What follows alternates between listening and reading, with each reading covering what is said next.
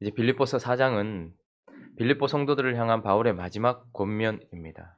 그는 그들을 향하여서 나의 사랑하고 사모하는 형제들, 나의 기쁨이요 면류가 아닌 사랑하는 자들아 이렇게 말하면서 마지막 권면을 하고 있습니다. 바울은 지금까지 기뻐하고 있으면서 자기가 사랑하는 성도들에게 기뻐하라라고 명령을 했고, 그렇게 기뻐할 수 있기 위하여서 기쁨의 근원이 되시는 예수 그리스도, 그래서 그 예수가 없는 죽은 종교 율법주의에서 떠나라 라고 말했을 뿐만 아니라 이제 그 예수를 붙잡기까지, 아직 잡은 줄로 여기지 아니하고 뒤에 있는 것은 잊어버리고 예수 그리스도를 붙잡기까지 계속해서 달려가라라고 명령을 하였습니다. 그렇게 할 때에 우리 삶에 기쁨이 찾아온다라는 것이죠. 예수가 없는 그저 형식적이고 죽은 종교, 우리의 행위에 근거한 그런 종교를 떠나라. 그러나 거기서 떠난다고 우리에게 기쁨이 있는 것이 아니라 그 예수 그리스도를 붙잡기까지, 우리가 하고 있는 모든 하나님께서 주신 행위들, 예배가 됐든 헌신이 됐든 기도가 되었든 그 무엇이든지 예수를 붙잡기까지, 그 결승선에 이르기까지 계속해서 달려가라. 그러할 때에 그 과정 속에서 하나님이 우리에게 기쁨을 주실 것이다. 그러므로 기쁨이란 하나님께서 하늘로부터 내려주시는 선물이지만, 그러나 우리가 능동적으로 그를 향해 달려갈 때 얻어지는 또한 우리의 노력의 결과이기도 하다라고 말씀하였습니다.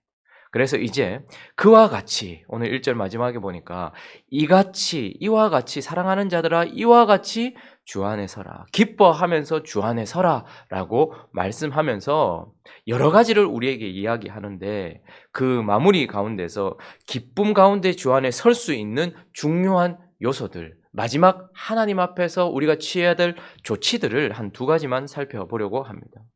기뻐하기 위하여, 기쁨으로 주 안에 서기 위하여서 우리가 해야 될 마지막 조치들, 그것이 첫 번째는 기도와 간구다라고 말씀하고 있습니다. 자, 6절 말씀 한번 읽어볼까요? 시작.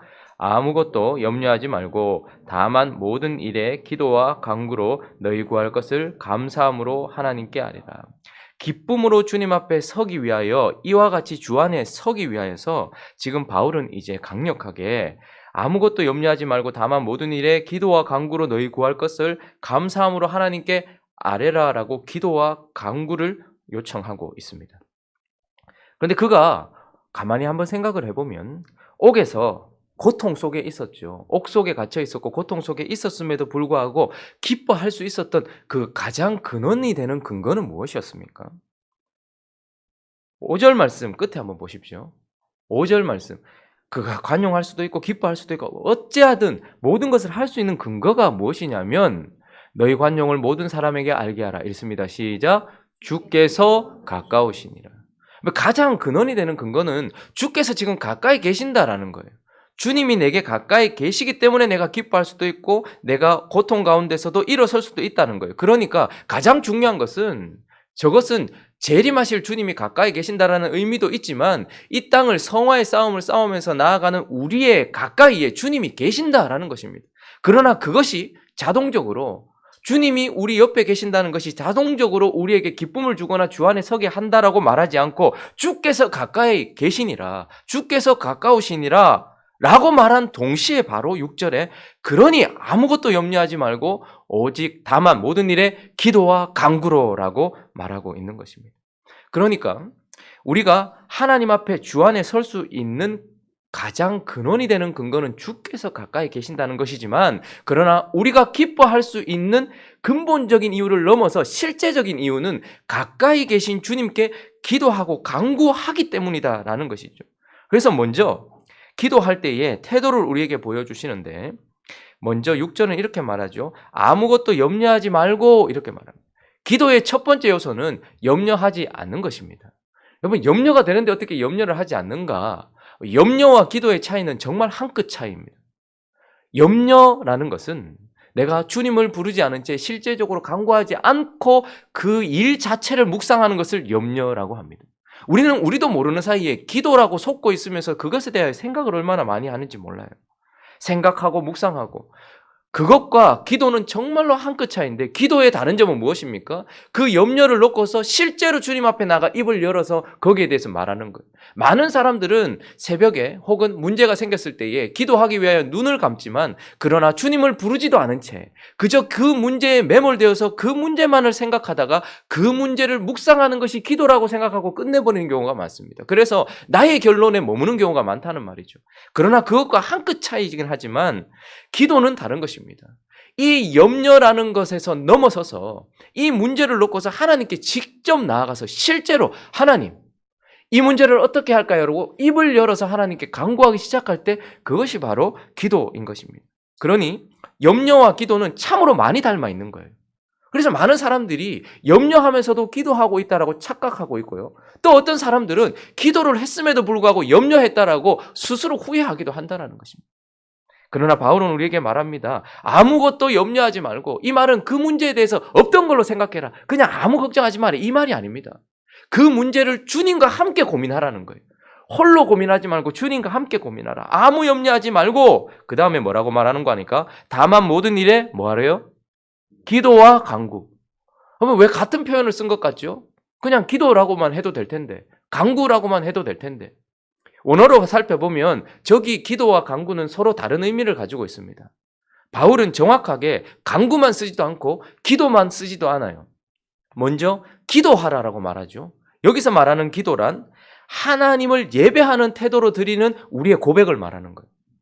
기도는 그래서 먼저 어떤 문제를 아뢰기 전에 먼저 하나님께, 하나님 앞에, 이 상황을 주신 하나님 앞에 감사하는 것뿐만 아니라 그분을 높이고 찬양하고 그분을 부르고 그분의 성품을 기억하면서 먼저 그분과의 마음을 나누는 것을 기도라고 하는 것입니다. 그래서 기도라는 것은 하나님을 예배하는 태도로 하나님의 필요와, 하나님은 우리에게 영광을 받으시기 원하시고 우리의 마음을 받으시기 원하세요. 하나님은 지금 이 문제를 먼저 말하기보다는 하나님과의 마음을 나누기 원하신단 말입니다. 우리가 사람을 만날 때에도 만나자마자 내가 하고 싶은 얘기를 쏟아내는 사람이 있는가 하면, 그러나 그 사람의 안부를 먼저 묻고 그 사람에 대하여 먼저 일상적인 대화를 시작하는 사람들도 있는 거예요. 기도할 때에도 기도와 간구, 우리말로 번역될 때는 기도와 간구지만 저기서 말하는 기도란 먼저 하나님께 나가기에 합당한 태도로 하나님을 높이며 찬양하는 내용이 담긴 그것을 기도라고 하는 것입니다.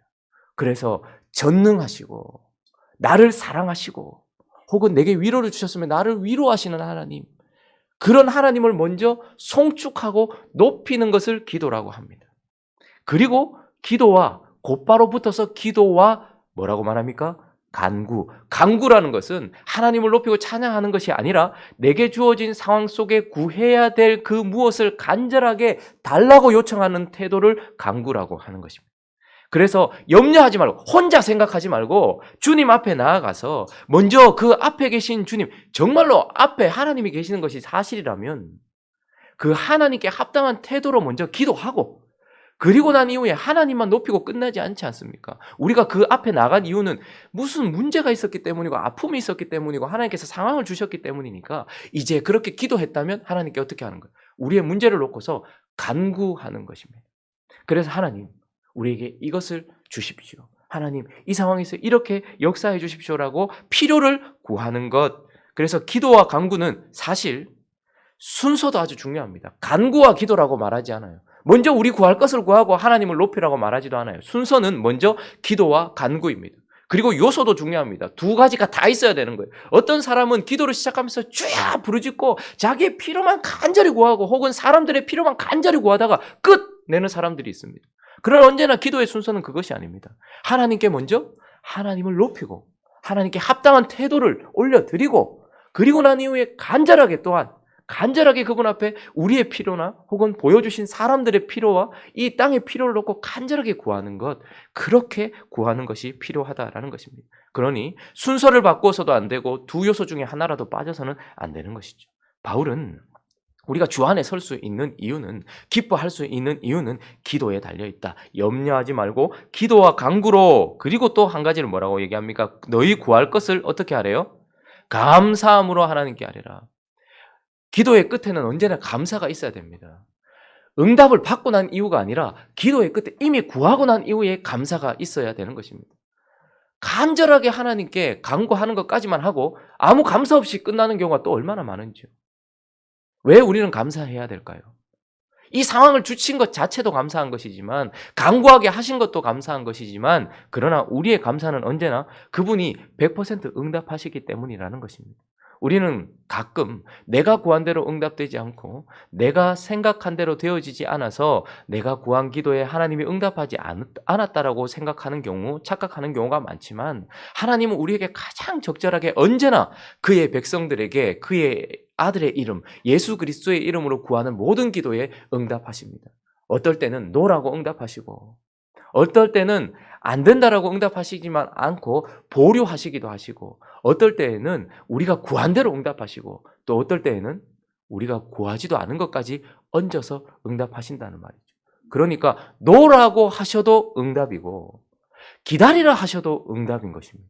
구한 대로 주시는 것도 응답이지만 구하지도 않았는데도 더 큰 것을 얹어주시는 것도 응답인 것입니다. 그러므로 어떻게 응답하실지 모르지만 응답하시기 때문에 우리는 감사함으로 하나님께 아뢰라라고 바울은 말하고 있는 것입니다.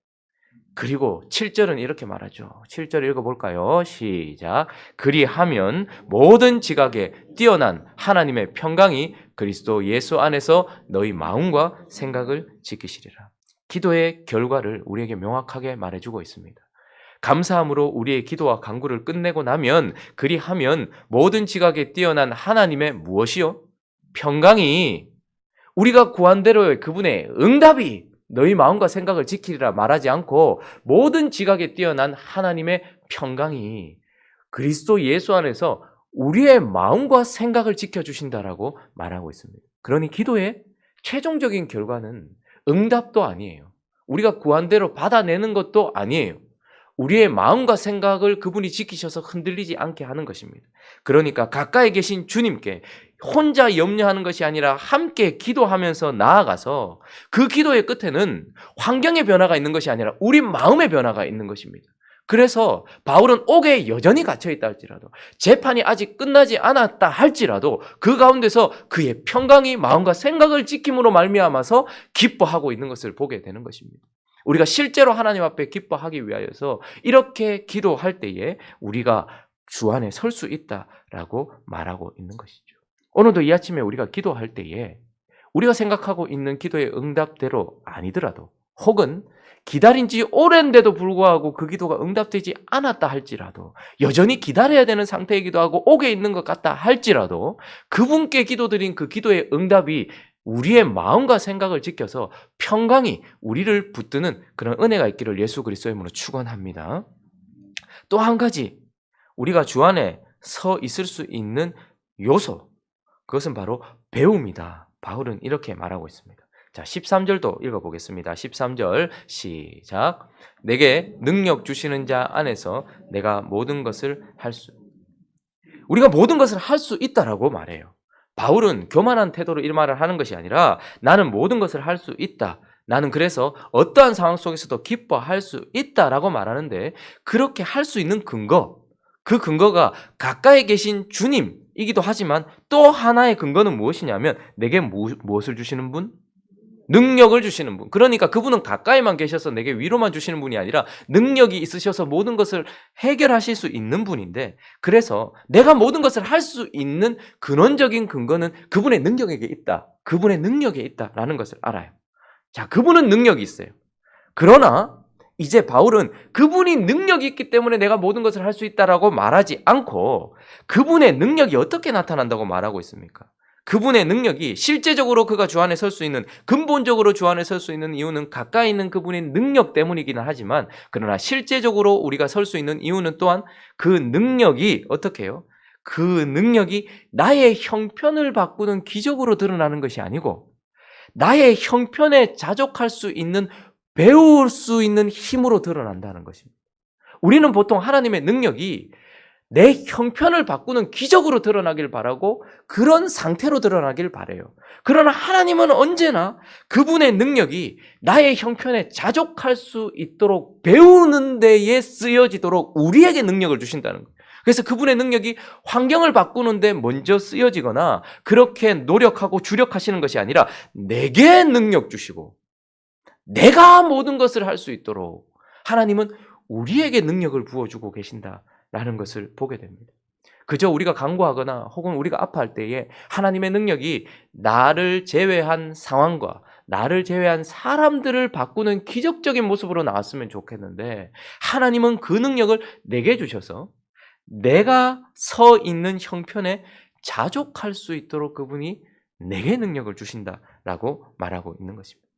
그래서 그분의 능력은 우리로 배우게 한다라고 말씀하고 있는 것입니다. 11절을 읽어보겠습니다. 11절 12절 있습니다. 시작. 내가 궁핍함으로 말하는 것이 아니니라. 어떠한 형편에든지 나는 자족하기를 배웠노니 나는 비천에 처할 줄도 알고 풍부에 처할 줄도 알아. 모든 일, 곧 배부름과 배고픔과 풍부와 궁핍에도 처할 줄 아는 일체의 비결을 배웠노. 빌립보 성도들만 바울에게 계속 참여하여서 도왔습니다. 그리고 지금도 에바브로디도를 통하여서 많은 헌물들이 온 것 같아요. 필요를 채워준 것 같아요. 그러나 그가 자족할 수 있었던 것은 상황에 따라서 주어진 선물 때문이 아니었습니다. 그는 어떠한 형편에서든지 자족하기를 배웠다라고 말합니다. 제가 늘 은혜가 되는 부분은 이 부분입니다. 어떻게 바울은 저렇게 살 수 있었을까? 사실 이 표현은 예수님에게도 쓰여졌어요. 그분이 아들이심에도 불구하고 순종을 배워 이렇게 나가요. 예수님이 몸을 입고 이 땅에 계셨을 때에도 그분이 순종을 익히셨다 이렇게 말하고 있어요. 참으로 감사한 것은 바울이 나는 자족하는 은사를 받아 이렇게 말하면 야 이거 어떻게 해야 되나 싶은데 바울은 언제나 나는 어떤 형편에 처하든지 자족하기를 배웠노니 그러니 얼마나 많은 실패가 있었겠습니까? 얼마나 많은 아픔이 있었겠습니까? 배우는 과정 속에 그의 실패 때문에 어떤 사람들에게 얼마나 많은 아픔도 줬겠습니까? 스스로가 자기 자신에 대하여 얼마나 책망했겠습니까? 그러나 나는 배웠는데 그래서 하나님은 그를 비천에도 두셨어요. 참 감사하지 않습니까? 그리고 하나님께 얼마나 큰 대가 지불입니까? 여러분 나는 고생해도 자식 고생하는 거 보는 게 가장 어려운 게 부모 마음 아닙니까? 그런데 모든 것을 가지고 계신 그 하나님이 그 사랑하는 아들 노사도가 된 그에게 또 비천에 처하게 그렇게 할 때 하나님의 대가 지불은 얼마나 컸겠냐 말입니다. 그럼에도 불구하고 그가 배울 때까지 하나님은 여전히 그에게 비천에 처하도록 그리고 그 가운데서 그 비천한 형편을 바꾸는 것이 아니라 비천에 처해 있는 그의 마음 속에 그의 영혼 속에 그의 삶 속에 능력을 주셔서 그 능력이 비천에 처할 줄도 아는 배움으로 드러나고 근데 그를 또 풍부에도 주었대요. 그러면 그리스도인들이 약한 것은 비천이 아니고 오히려 풍부입니다. 풍부에 처했을 때 오히려 넘어지는 경우가 많거든요. 그런데 풍부에 처할 줄도 알아. 나는 배부름과 배고픔 궁핍과 풍부, 일체의 비결을 배웠다라고 말합니다. 저는 저와 여러분이 우리의 모습을 서로 살펴볼 때에 완벽한 모습 혹은 서로 칭찬할 만한 모습이기를 사실 바라고 있고 그런 사람이었으면 하는 생각도 합니다.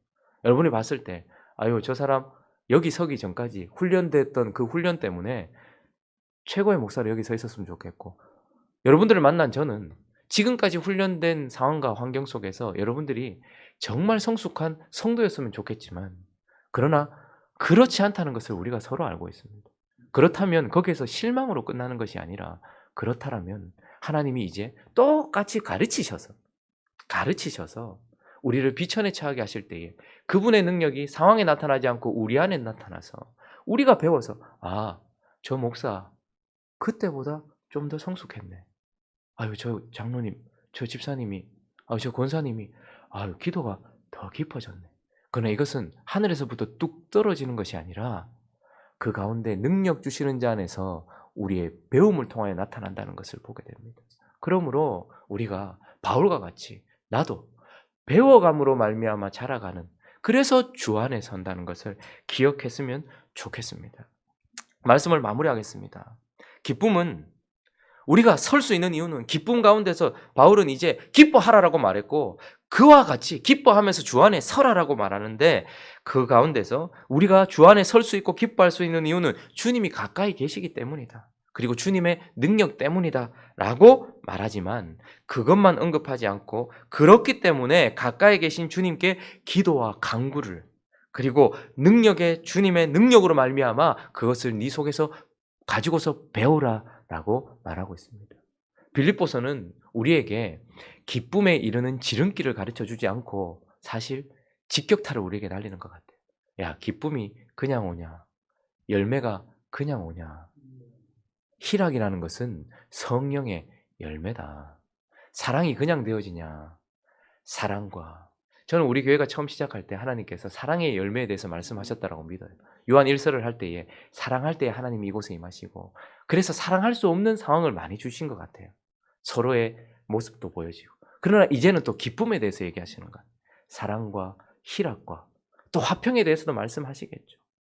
하나님 앞에 우리가 이런 열매를 맺어가기 위하여서 지름길을 선택하지 않고 그저 기쁜 척하지 않고 진짜 하나님이 말씀하시는 그 기쁨을 누리기 위하여서 이 빌립보서에 나오는 모든 진리들을 마음으로 받고 그리고 모든 일에 기도와 간구로 우리 구할 것을 감사함으로 하나님께 아뢰일 뿐만 아니라 비천에 처할 줄도 알고 풍부에 처할 줄도 아는 배움 속에서 마음껏 기쁨을 누리며 그 기쁨이 더욱더 커져가는 저와 여러분 되시기를 예수 그리스도의 이름으로 축원합니다.